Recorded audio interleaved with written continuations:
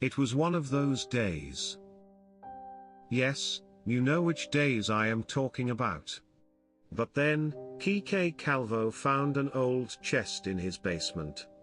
And he could not control his curiosity. And this is what happened next.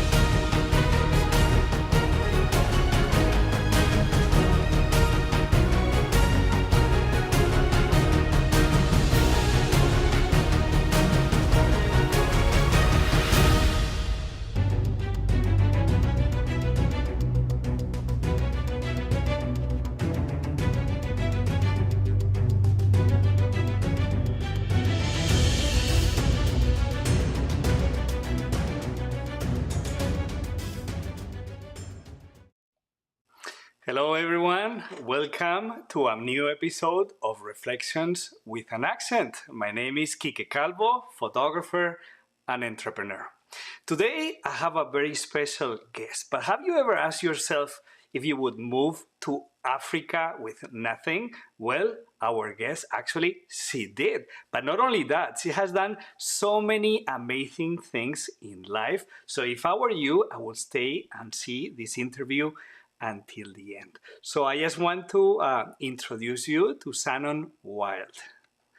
Hello, Shannon. How are you? Hi, It's very nice to I'm have you great. here. Great How to are you be feeling here. today?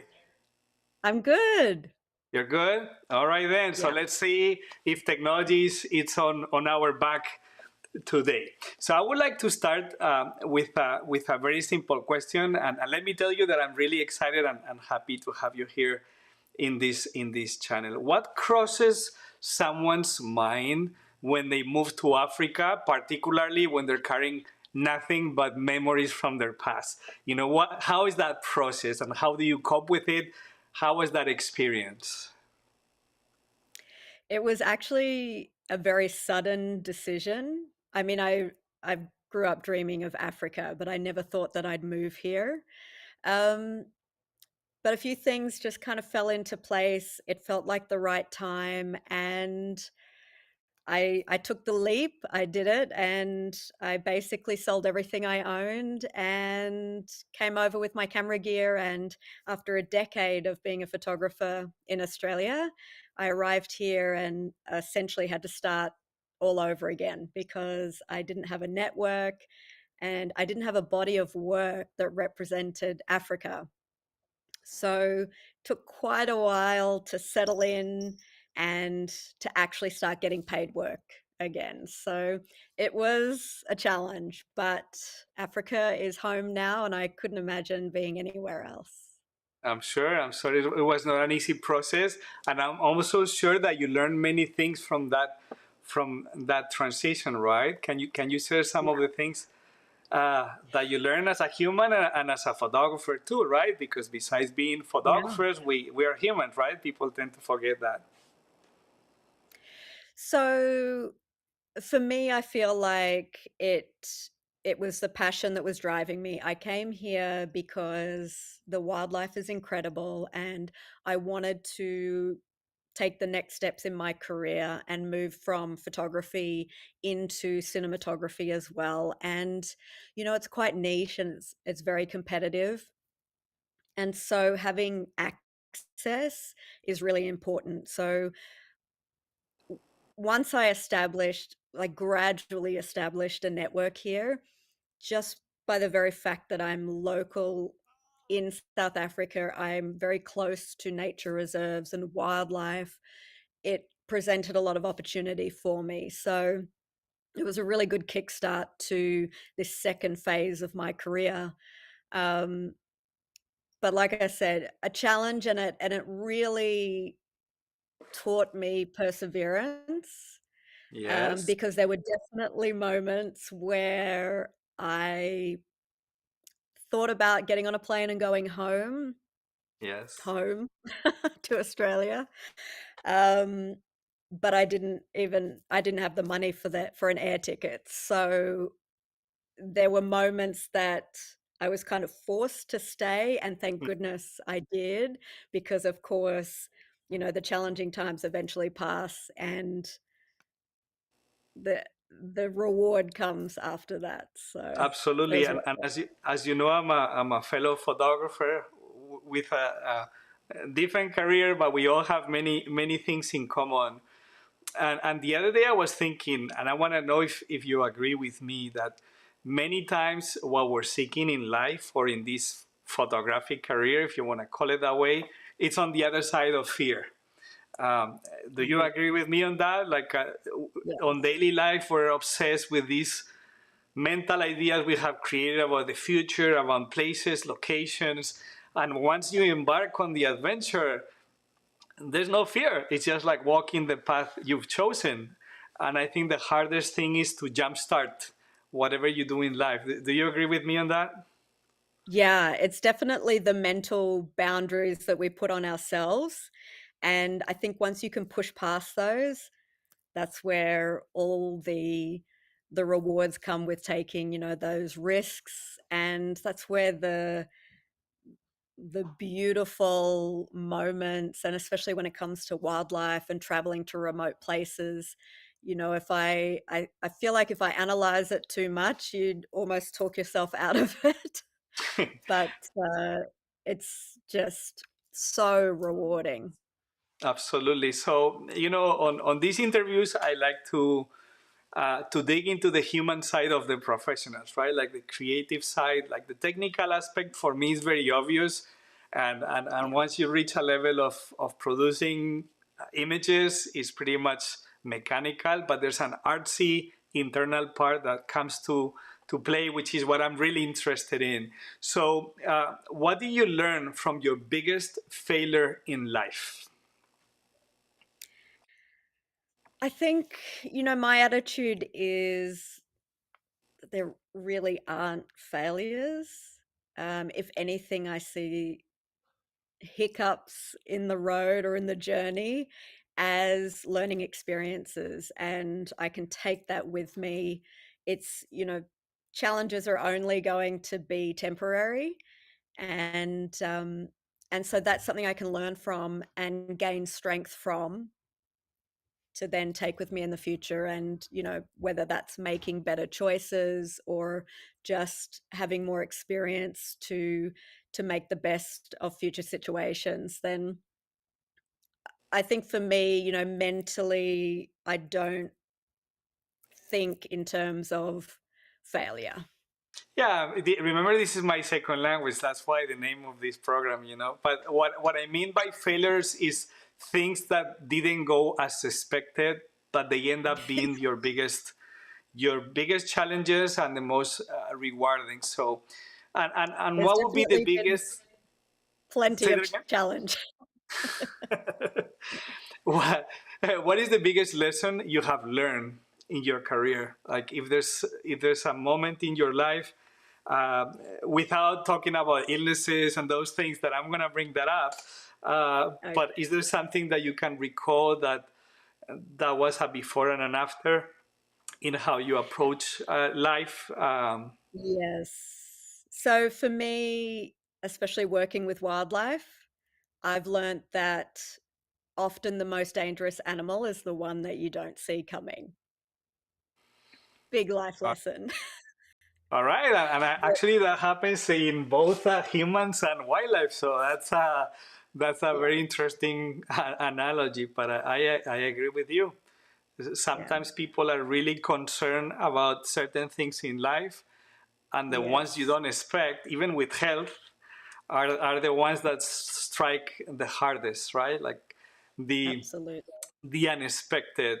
And something that I find very interesting is like many of us photographers, as I said before, like we're very similar adventurers, similar spirits that we want to wander.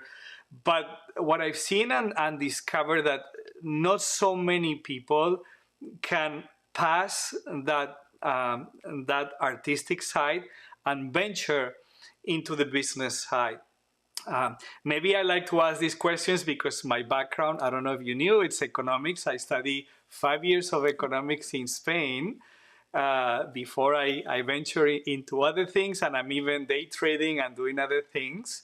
But what I want to mention is that many of the photographers that I met, and some of them they may be very iconic, they're absolute masters in their craft, but they completely forgot or forget about the business side of it. But I notice in that your passion has also transferred into the business aspect. So what clicked internally for you to start realizing that as a photographer or a storyteller, you need to go beyond art to be able to, Yeah. to make a living?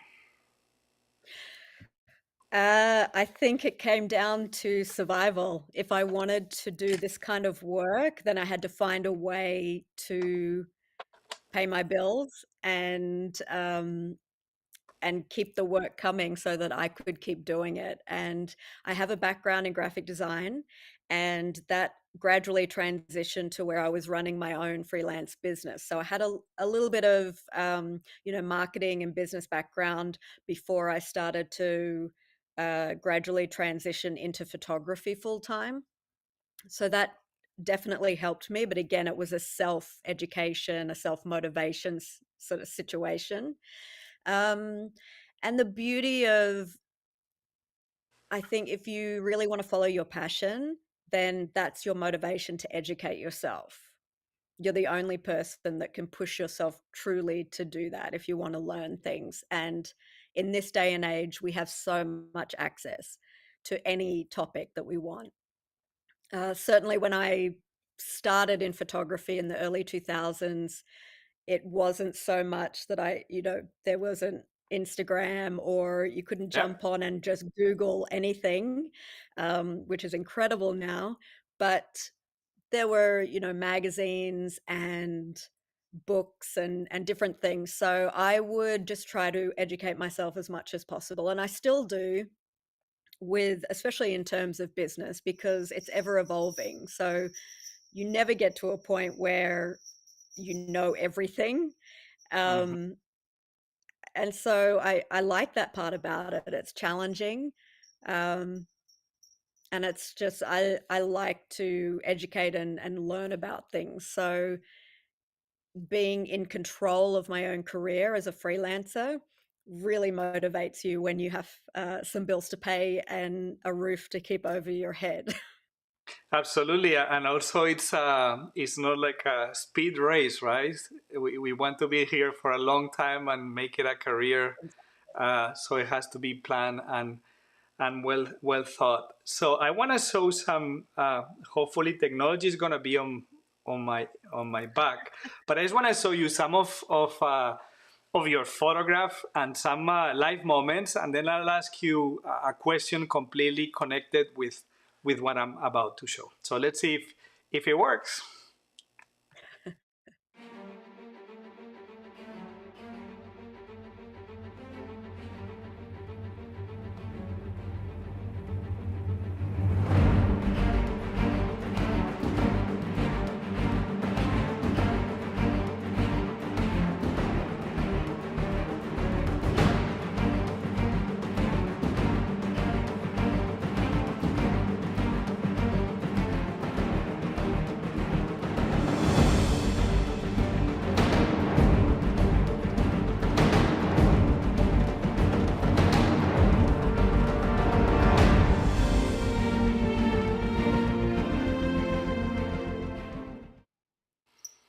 So very nice images, very beautiful. I always thought you had a good sense of design, of graphic design.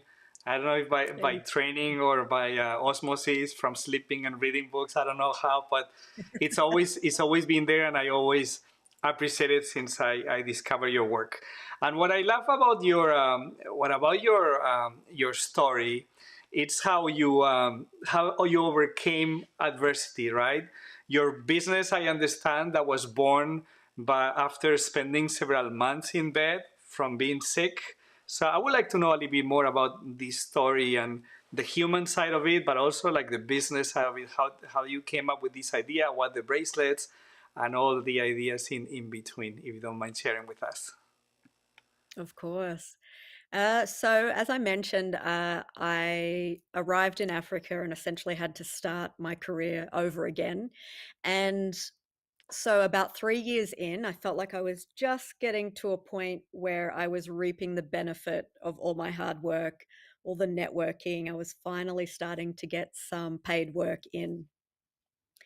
But I had worked myself to beyond exhaustion at that point. And with this kind of work, you're traveling a lot. Sometimes you don't have access to the best nutrition. You're in remote areas, so there are illnesses and parasites and dirty water and all these things. And, the burden on my body had just got to a point where it couldn't continue. And I'd been quite sick. And I was right at the beginning of a really important shoot in Kenya, and I had, crew flying over from the US. Everyone just arrived. Before I even got to meet them, I collapsed on my way, walking from my room to the main lodge area. I was in the Masai Mara, and I should have been in hospital, but it was so important, and I kept pushing, pushing, pushing, and then finally my body said, "No more." Enough. So I was then medevaced to Nairobi, spent some time in hospital there, and ended up being bedridden for almost 6 months. Certainly solid for the 3 months initially, and then very gradually as I built my strength up, I would start, you know, being able to walk and do different things. But what I found was once I got my mental clarity back after those first 3 months of just sleeping, um, I was really creatively frustrated because I wasn't out in the field, I wasn't in nature. The previous 3 years, I'd met so many incredible wildlife organizations and people that were working in this industry. And part of the joy of doing this work for me is being there and being able to give back in my own way, which is visually, through filming and photography and sharing that with the world and sharing people's stories. And because I wasn't able to do that, and being a creative person by nature, like I said, just very, very frustrated. And so I'd collected a lot of bracelets in my travels over the years from all over the world. And I just started like opening those up and rebeating them and playing around and just trying to be creative. And I eventually realized that if I could sell those, because I had a little bit of a social following, if I could sell those, then I could actually raise money for wildlife conservation and give it to these amazing people and organizations that I'd met. Because, especially at this point, I didn't know if I had a future ahead of me in terms of ever getting back into the field. It was very close to death at one point, and so Like, all of that kind of physical future was up in the air. So I really needed a way that I could feel like I was contributing, and giving back to wildlife and conservation and education. And so, because I have a background in graphic design oh, you and, do? Okay, marketing, okay. yeah, so I was able to, you know, build a website, design a logo, do all the marketing and stuff. So I was able to, from very scrappy beginnings, just hand make all these bracelets and get them out there into the world. And honestly, it was received so much better than I expected. And so Wild in Africa was born, and now we collaborate with 13 different charities, all of which are people that I know personally and trust and have seen the incredible work that they actually do. So I'm so proud of where we've come, and I'm so excited for the future. And of course, that's I mean, we've known each other for a while, but it's Yeah. one of the reasons that we work together is through the adventures of Pilly.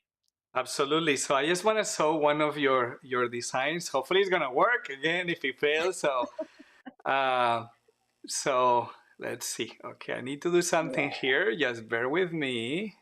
And you're just right there. All right then. So this is a beautiful design, and what should I say, right? If it's connected with my project, The Adventures of Pili. So I have some images here. I think you have not seen this presentation that I put together, but the idea was just to have you talk through this particular design, like the materials that they have been used and all these Yeah. things, because I'll be doing some shameless uh, marketing here, using technology. Perfect. If somebody wants to buy this beautiful bracelet, bring this, like this QR code that people can actually scan, and it will take you Great. directly to your website. So yes, Awesome. Shannon. So if you want to talk a little bit about this design, the materials, and how it came to be, like the logo is obviously yellow and green. So do you have that into Yes. consideration? Talk. I have the creator with me right now, so I want to hear the other side of the story.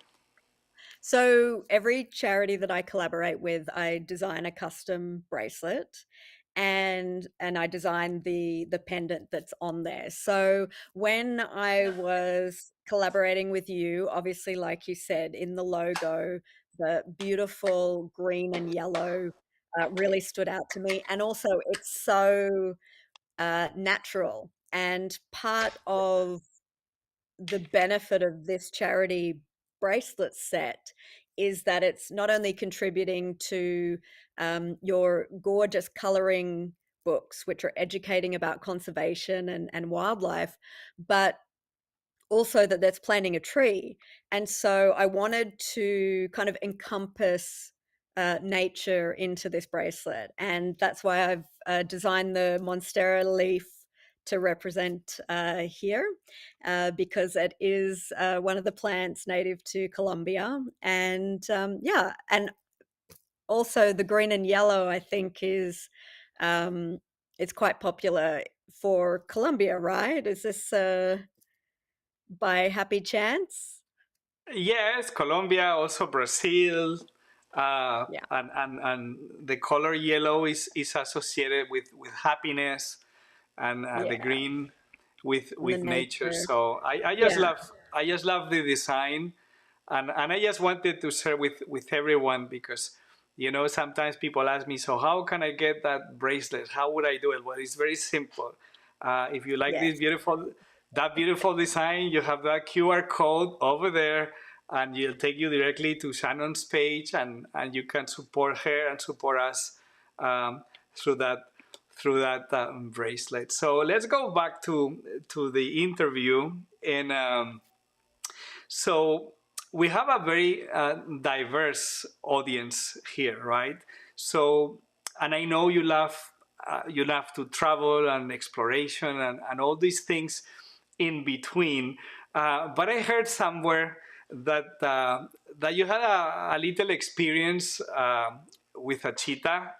Is that correct? Did you ever have any interesting encounters? Let me tell you that I have had people on this program talk about jaguar encounters, like the most surreal experiences for the daily citizen around the world. So I know you had your thing with a cheetah. So can you tell us the story? Yeah. And it's where I learned that life lesson of the most dangerous animal is the one you don't see coming, and it quite possibly has saved my life since then. But within the first year of moving to South Africa, I'd been doing a lot of different shoots, but this particular shoot, I had access to a habituated cheetah at a sanctuary.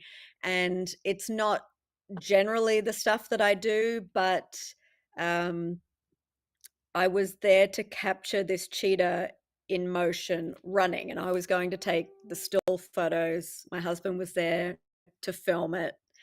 And this cheetah, so it's not something where tourists come in and interact with it. So it's not used to all different people, but it's certainly used to its carers, and there'd never been an issue.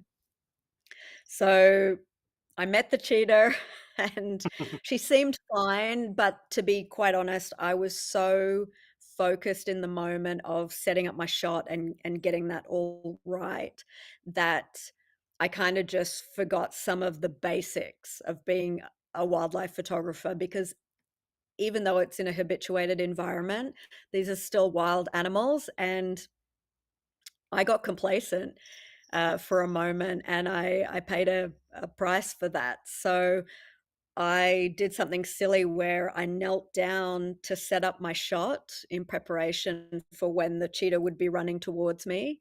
But she wasn't in front of me at the time. She was behind me, kind of pacing and walking around, and a little frustrated with the heat and just, wanting to get things going and do her run and know she's going to get a nice chunk of meat afterwards and be done with it. And so, of course, me having my back turned to her, then I kneel down and I'm suddenly the size of a toddler. I mean, her instincts just kicked straight in and she went into full hunt mode. And Wow. so jumped on my back and pinned me down and did a full force bite onto my arm, thinking that she had my throat and she thought she was suffocating me. Thankfully for me, I decided to take a vertical photo. Like, I was looking through my viewfinder vertical and I didn't have a battery grip on there. So I had to physically sort of turn my Mhm. head like this. And my hair was out, so it was kind of covering my open neck. And so where my neck was supposed to be in her mind was where my upper arm was. And thankfully she got that. And thank goodness for me, it was a cheetah and not a leopard or a lion, because if that were the case, I may not have an arm um, Yep. or a life. Like, it was very um, fortunate for me that cheetah don't have the jaw pressure of those bigger cats, because she did a full force bite and she was locked on my arm for about 20 seconds. And I just went into immediate shock and adrenaline, but also completely calm. So everything slowed down. I did not make a sound. I just sat into it and I didn't resist her, thankfully. Otherwise, I think I probably would have lost my bicep. Um, and so she was just crushing. And Russ was filming, my husband, and because I didn't make a sound, he thought, oh, she's just like playing. She's not really hurting her. So he's Imagine. filming away. And then he finally realized when one of the carers is like freaking out and trying to get a stick and like leverage her off and all this stuff. So he finally realizes, puts the camera down, and he came in a little gap of her mouth on my arm, he popped his hand in and poked her in the eye, and she let go. And then she went for me 2 more times, so I had to get on the vehicle, and that was kind of the end of the shoot. So she was very, very disappointed that she didn't get her reward. She got her meat later, but she didn't get me. But yeah, I had some quite serious nerve damage, and it was on my left arm, and I'm left-handed, so that's how I support my camera. So I wasn't able to shoot for about 3 months Hmm. because I couldn't lift my arm. And also I didn't realize at the time, but she'd pinned me down. And so her claws had gone into my ribs and my hip and my arm. And I didn't feel any of it at the time. It was only later, once, the adrenaline left my body and then the pain started to come.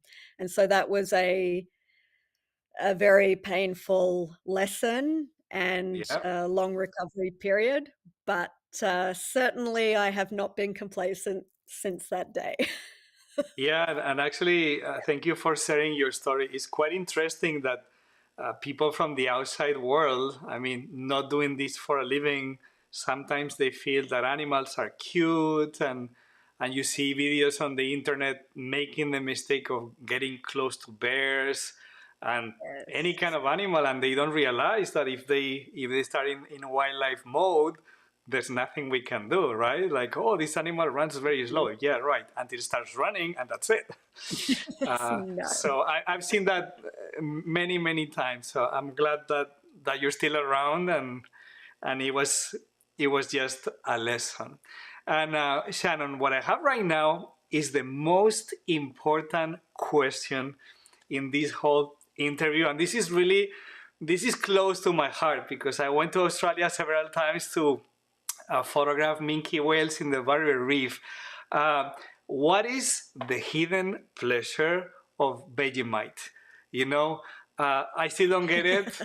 Uh, can you elaborate a little bit on this I topic? mean, I like it, but I can also go without it. I think it definitely is an acquired taste. So I think it's just, maybe it's the saltiness. It is very salty.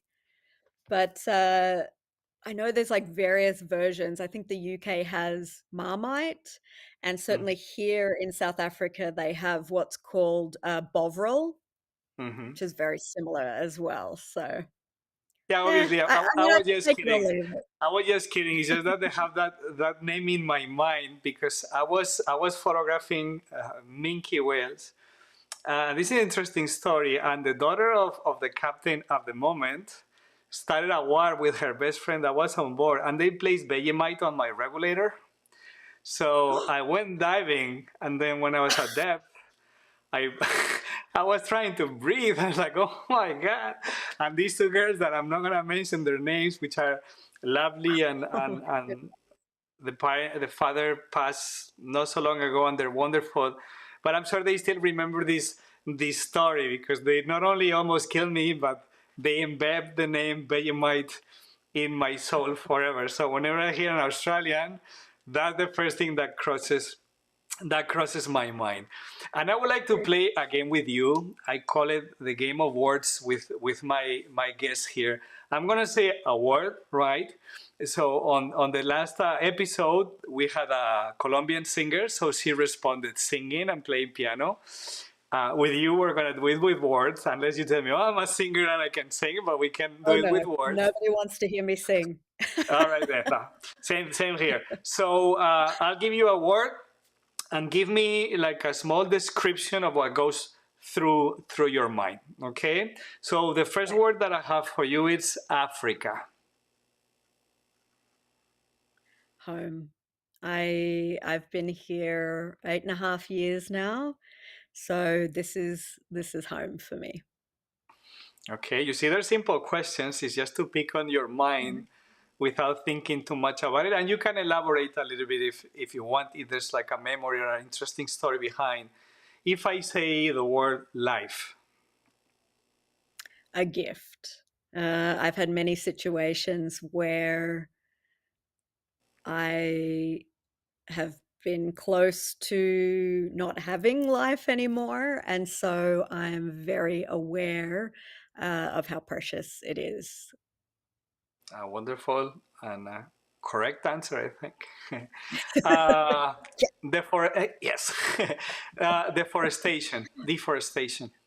The first thing that comes to mind is actually Borneo and a trip that I did there a long time ago in the early 2000s, and my first true witnessing of deforestation on a large scale for palm oil plantations, and it was incredibly confronting. Yeah, I'm very, very, very sad to witness, right? Yeah, Um, Actually, I'm about to publish a new book, a children book on the topic of deforestation. It's in the amazing. making. I'm working one on deforestation, another one on the Galapagos Islands. So almost ready, almost ready. Let's say Nice. if I tell you a burger with the lot, what does that mean? Ooh, that would mean a vegan burger with lots of fried onion and sriracha. I need some heat on there. Okay, okay. And what is a lappy?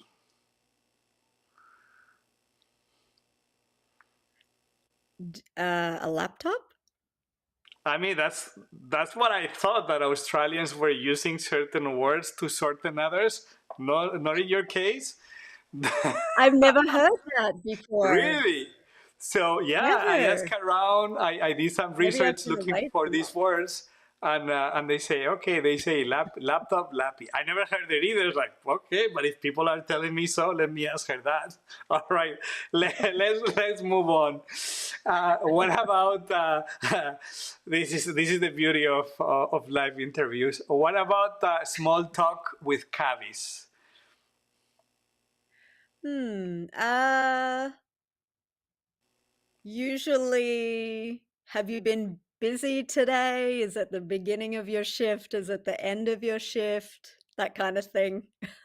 Okay, because you know what I was told, and this is common. I'm a Spaniard, so I can talk and talk. I mean, this live interview can go for 24 hours, and we'll still be here. So actually, I should try one day.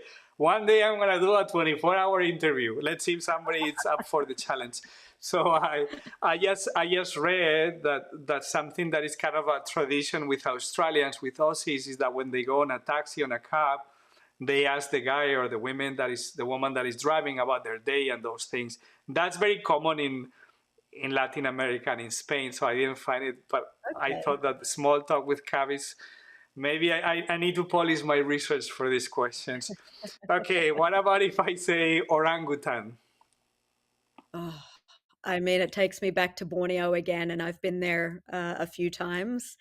And so for me, what comes to mind is gentle giants, but so much power, and also very difficult to film. Yeah, I know. We saw some images, some footage before. And thank you Yeah. for sending those images. I included the credit. They're not my filming, they belong to the authors. It was just an introduction to our friend Shannon here. So I know you've traveled to some of the most magical places on earth. I can say that I've been lucky enough to see many of them, actually half of the world. If there's 180 countries, I've been able to go to half of them. But I always think about this, and I want to ask you, what do these places have in common, if there's something that you feel they have in common to become or to be magical? For me, it's wild places, natural places. So I have traveled a lot for work and also for pleasure. Um, but if the ideal scenario and the common factor between them is that I want to go to to places where I can experience nature and wildlife. And the other thing that I have observed, because I mean you don't have to be very smart to notice this, that these wild places, in many places, they're being endangered, they're being transformed, they're being reduced, and I don't want to talk about the reasons and all those things, but can you talk a little bit about all the impacts or some of the impacts that you've seen in your travels, that you have documented, but also I want to hear like your personal thoughts and impressions and reactions to when you go to like a mangrove and then half of it is gone, or a place that you went and it was magical and then you came back 10 years later and there's nothing there, or a big hotel. What have you seen that you like people to know, if you can share? I mean, the gap between my first 2 trips to Borneo, for example, was maybe 12 years. And the first time that I went was already shocking in terms of the deforestation that I saw. And honestly, when I went the next time, and of course I'm going so that I'm in places that are natural, that's what I'm looking for, wildlife to film. And it was just incredible to me how far that I had to travel to get to those places, because they're getting smaller and smaller, and just hours of driving with cut and burn of national forest and habitat that's just not even replanted for palm oil yet. It has just been slashed and burned and is still waiting, or just hours of palm oil. So that's also something I noticed in Madagascar as well.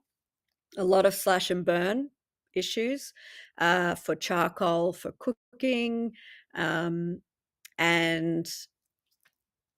it's so tricky because it's it's not a simple solution, because it involves people that are trying to survive. And so, the complexities of finding a middle ground to protect these areas while also protecting people, um, and that translates to things like bushmeat and subsistence poaching.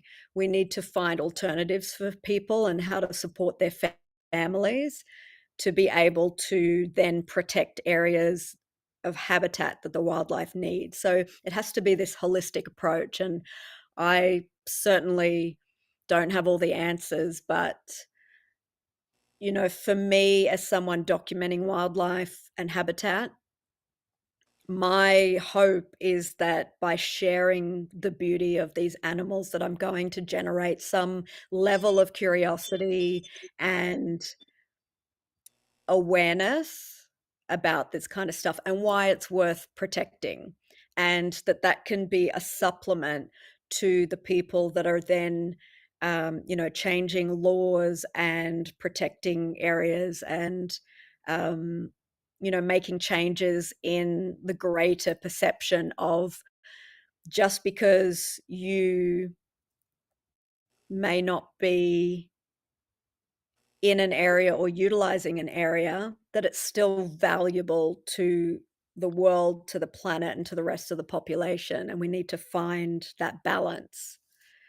Yeah, But a very, very I'm glad to hear you, because the essence of the Adventures of Pili, these children books that I write, is to inspire children to aspire, but also to understand that if they're born in a small town in the mountains of Colombia, the beauty of that place might be endemic, might be iconic, and it has value. And it has value for the local communities, but also has like a universal value as far as being part of the whole planet. So when we try to inspire girls and boys with our books, that's the concept. Yeah, like maybe there's a bird you've seen 100 times and you don't care, but maybe somebody will be willing to travel from the other side of the world to spot that particular species. And when we run trips with Colombia Photo Expeditions, that's what we do. We work with local communities so they understand that economical value connected with with nature. And for whoever is watching this video on will in the future, I invite you to watch another interesting interview that I did with Patricia Wright. I don't know if you know her, Shannon. She was key and essential in the creation of national parks in Madagascar, and actually they have just described a new species of lemur. So she was a guest on this show not so long ago. So whoever watches this, if you're interested in these topics, go back, because that was quite an interesting experience chatting with Patricia. So what do you think is our role as storytellers, right? Like I always remind people, yes, we're storytellers, but also we're humans, and we have families and people we care for, and they use this planet as their home. So what do you think is our role as storytellers and humans in connected with the environment and all these happenings? What do you think humanity could do better? Oh, so many things. I know. I mean, all of us, but what a great time to be alive as well. We have so much access with the internet. It's so much easier to get a message out than it used to be, especially on a worldwide scale. So I'm hopeful that I've seen a shift in people's attitudes from when I was young, and anyone sort of conscious of the environment was like a hippie, and it was frowned upon. And I love seeing that we've evolved from that, and there's this global consciousness that's happening. I wish it would happen quicker, obviously, um, but we have come a long way in terms of our understanding of this earth and the fact that it needs protecting, and that we need to, scale back on a lot of industrial practices. And we've made a lot of mistakes along the way, that we need to start getting rid of plastic and things like single-use plastic, where it was not even something that was thought of in the beginning, and now it's this global issue that I feel like there's an awareness now, and it's being addressed. And education is the first step in that. So I'm hopeful about that. And I, as a visual storyteller, love that I'm able to create content that can be combined with stories and research and education, and that my footage and my images can bring like a visceral emotional reaction to that story. And that's the perfect accompaniment, is that you can have the science, but you need to have something that's going to trigger people's emotions to actually do something about it. And I feel like that's where the visual aspect comes in. Yeah, no, I agree with you. I don't know if you knew, but I did lots of projects for UNICEF and UN and UNDP all over the world, and what I always told everyone is the fact that yes, data it's important. Uh, Yeah, and as you know, I'm a Safina Center Fellow. So what unites all of us is the fact that beyond science, the heart is what moves the yeah, science and not absolutely. reverse. So yeah, I'm very close to this answer that you're giving us. And let's talk. We're coming to an end, but I still have a couple of very interesting, hopefully very interesting questions. Um, um, I like, or I've been using, like yourself, Photoshelter for a very long time. Actually, when there were two companies, there was Digital Railroad producing a similar product, and then Photoshelter. I started with Photoshelter, so I know them from the very beginnings. And I just noticed in your description, in your bio, we have not arranged this talk. This is something that I'm asking out of personal curiosity. I would love to hear if you can talk a little bit of why do you use Photoshelter, and what does this tool provide Shannon in the same way that I could answer the question, but I want to hear your answer. Why Photoshelter? I've also been with them from almost the beginning. I know at the time when they first came out that I was looking for a platform that had an archive system that I could sell from. So, especially rights managed images, and they have a really fantastic quotation tool in there to license images. And then I also wanted a way to sell prints from there, and they have some excellent fulfillment options.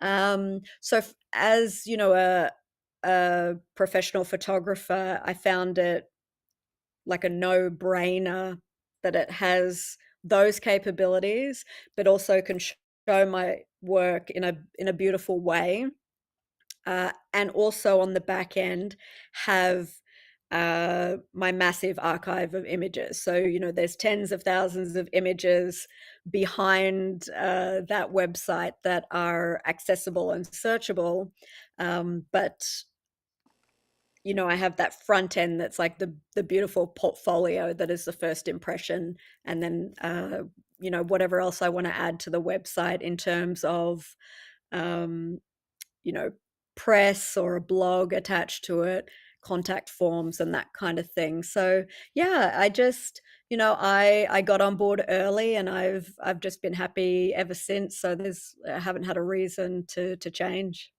Oh, I absolutely love that tool, and that's why I wanted you to Mm. share.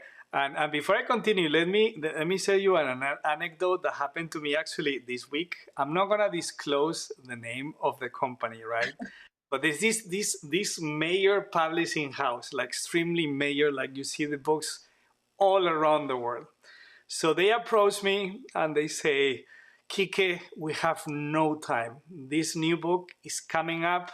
We have selected your image and it's gonna run in all around the world or languages. And I was like, oh, that's fantastic, you know. Thank you so much for choosing my photograph. Can you give me a little bit more information about your fees? You know, like circulation, length, those things.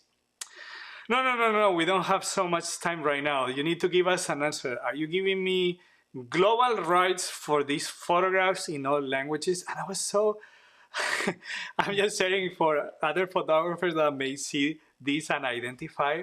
And I was so upset and so touched by that thing. And I said, like, I don't understand.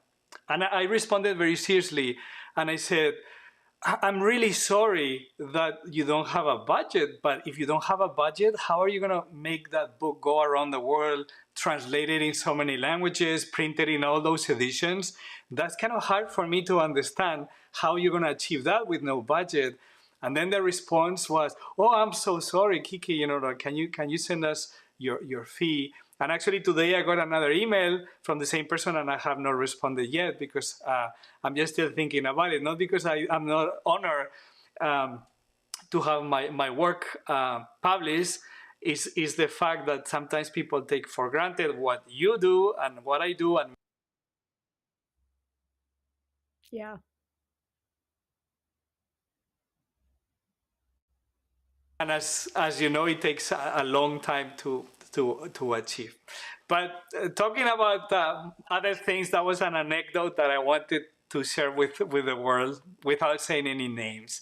So That as you both, happens far too often too. yeah, but when I when the first thing I read is, the first is the pressure and the deadline, and then the second thing is because I'm pretty sure that the image has already been included, so this is like post fact that they're not requesting permission. They want to fix what they've done, Yeah. but the fact that they try to pressure and they bring like no budget, I'm so sorry, give us all the rights. Like, what? Maybe I won't. I don't know. So I'm still Mm. thinking about it. But talking something more positive, that was an anecdote for upcoming photographers. Both you and I know that social media is key in today's world, whether we like it or not, is there. Can you share some tips that you've learned about branding and social media in the last years, fellow photographers or future generations. I always say these videos are a time capsule for whatever comes in the future. So what advice would you give to somebody that is interested in surviving being a photographer connected to social media? What would you say? I mean, it's such a fantastic marketing tool. And I've had a lot of opportunities come through that. So my advice is consistency, but in two ways. Consistency in terms of posting and interacting on those platforms, but also consistency in the quality of your work. So in terms of finding your style and what sets you apart from, say, another photographer who's doing the same subject or subject matter, what is setting you apart? Have you found that style yet? And being consistent about that. And that can take time. I don't think that's something that should be rushed. I feel like for me, it took a good 5 to 7 years initially for me to really lock in my preferred style. And I feel like now it's something that's recognizable and it's innate in how I shoot. That's just, a natural decision process while I'm shooting these creative aspects. And so you want to have work that eventually people are going to recognize without having to see your name attached to it. So that in terms of consistency, and also be interactive. There has to be reciprocity. You might be posting and hoping people are commenting and interacting with you, but you have to do the same. And that's a big part of having, your audience broaden. And I found that very, very helpful, especially in the beginning of, say, Instagram. Certainly building your audience initially it takes a lot of work, and it's once you start getting a bigger audience that it kind of perpetuates itself for you after that. But it's still really important to maintain that consistency.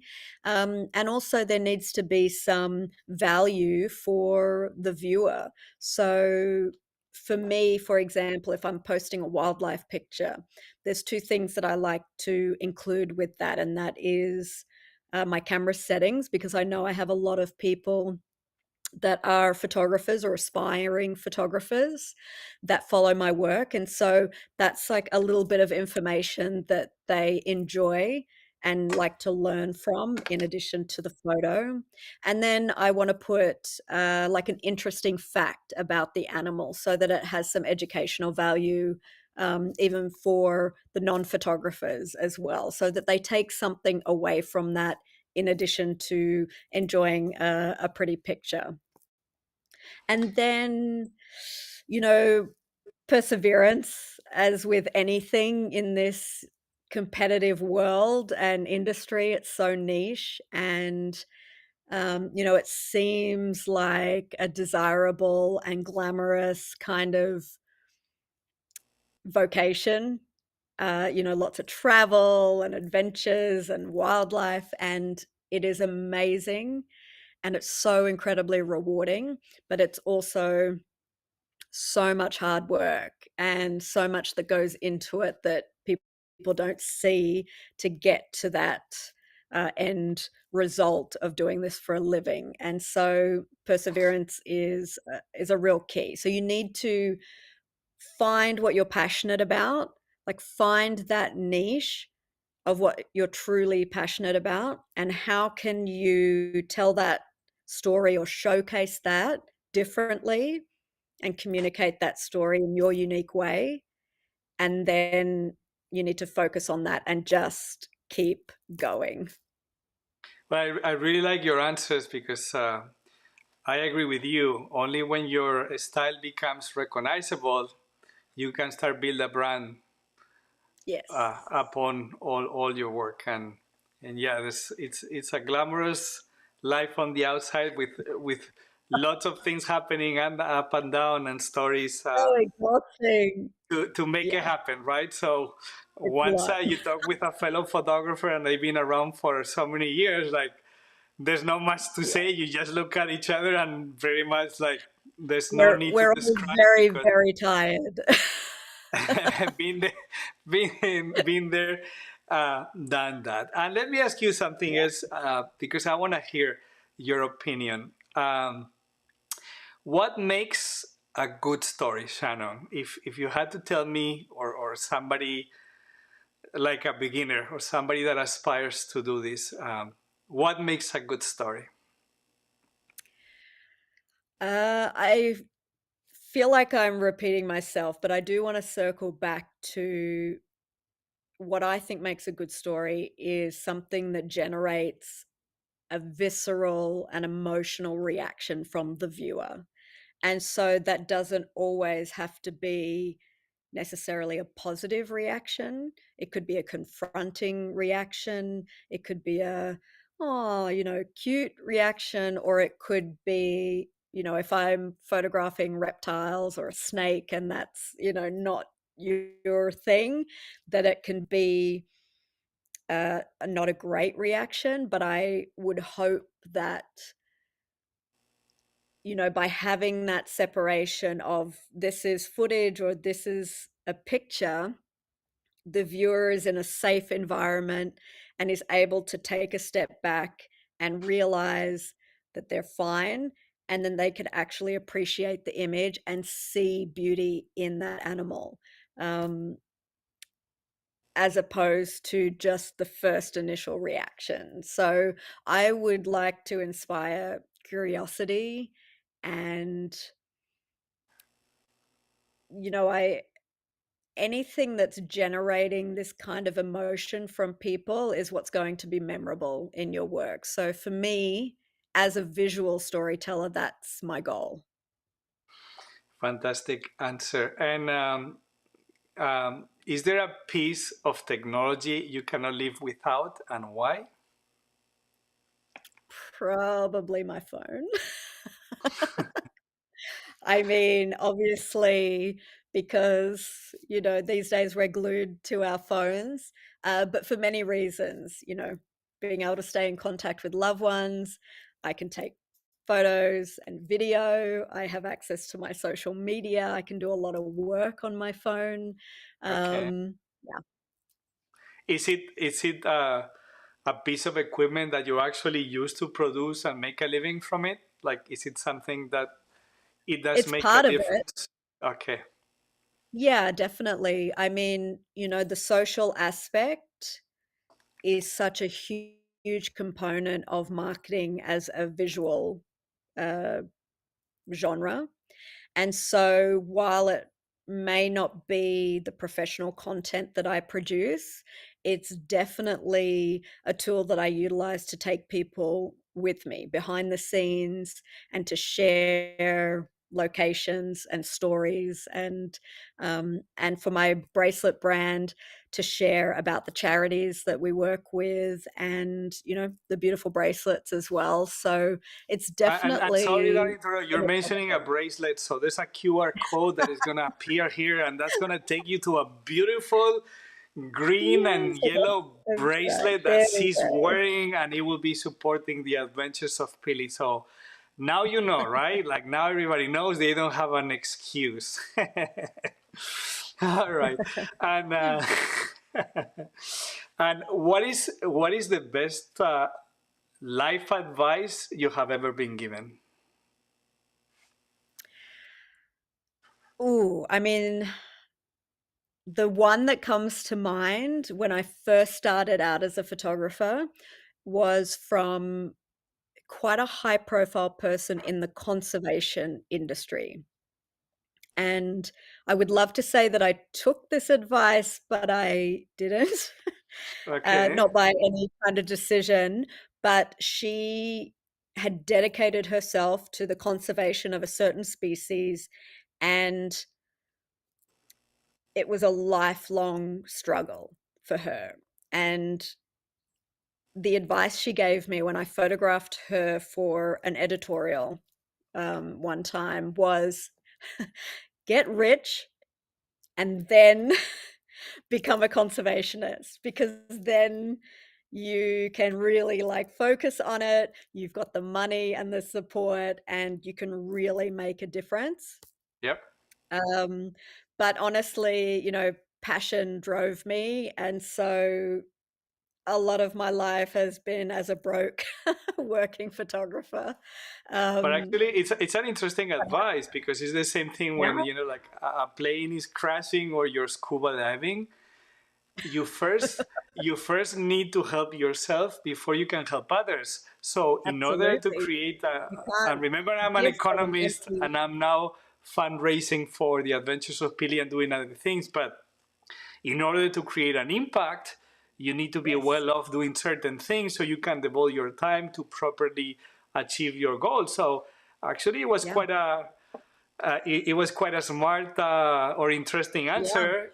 It's just that many times, whoever feels they need to support nature, they chose a route that is more connected to being on the field, and it may not be the quickest, even though it looks like. Yeah. Uh, yeah, but you never know. And we're almost done with the interview. So I have a couple of other questions. The first one is, um, if you had to start all over again, is there something that you would do differently? I think I tell myself to not put so much pressure on myself. I put very high standards for myself, and that definitely leads to a lot of stress.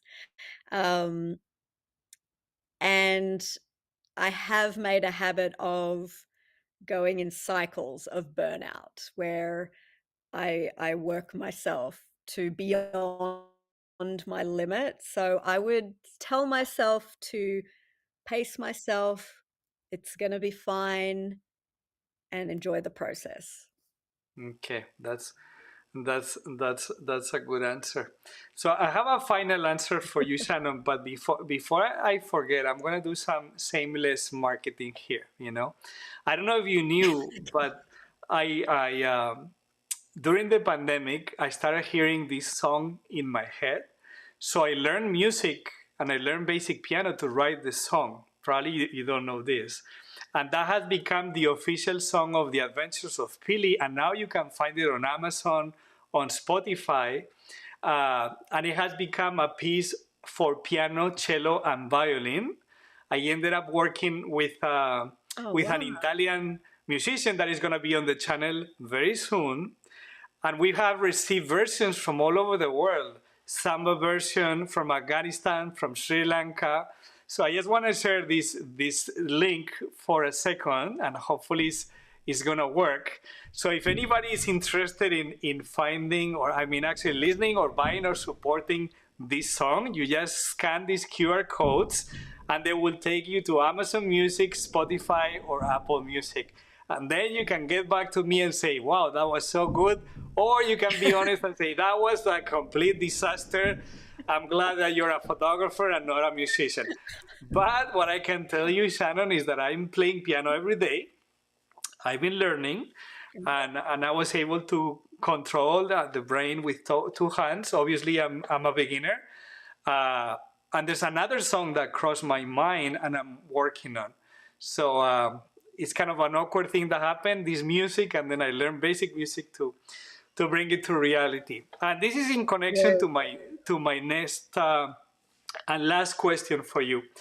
As you know, as part of my brand, or not my brand, how I feel about life, I always close all my communications with "Never Stop Dreaming," and it has become part of my emails, my presentation. It doesn't matter where I am. I encourage people to never stop dreaming, because if they do stop dreaming, I don't see what's in there anymore. There has to be that dream, passion aspect to life to be happy and joyful. So, how would Shannon uh, tell the future audience or the current audience the idea of never stop dreaming? What does that mean to you?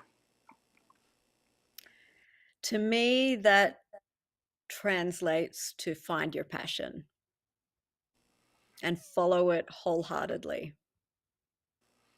And do you want to elaborate a little more? Because that's not an easy thing to achieve, right? There's lots of Oh, yeah. hurdles down the I road. mean, it comes down to perseverance again at the end of the Yeah. day.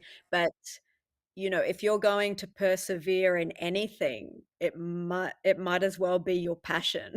So, Yeah. hopefully that is fulfilling to you.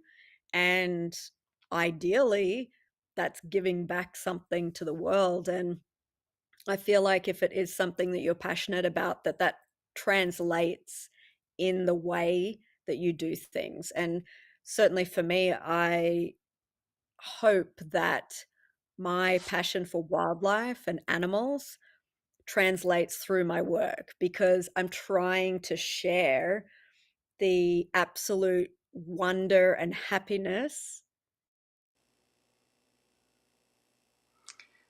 I think we have lost Shannon. I think she might have a problem with the connection. Remember, she was connecting. We are connecting.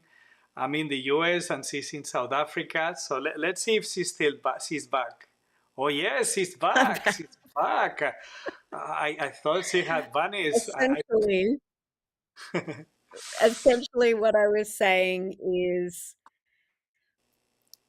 your passion will come through in your work. And certainly for me, I hope that is what translates through my wildlife images and footage, is the joy and wonder and excitement that I feel of being there in the moment and witnessing it. And that's what I am trying to share with the audience, is that sense of wonder and joy.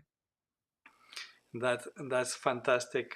All right, Shannon. So I'm afraid to tell you that all this pleasant time we have spent together is coming to an end. I hope it's been a good interview. It's kind of interesting that a Spaniard ends up doing interviews in another language, so that's a challenge.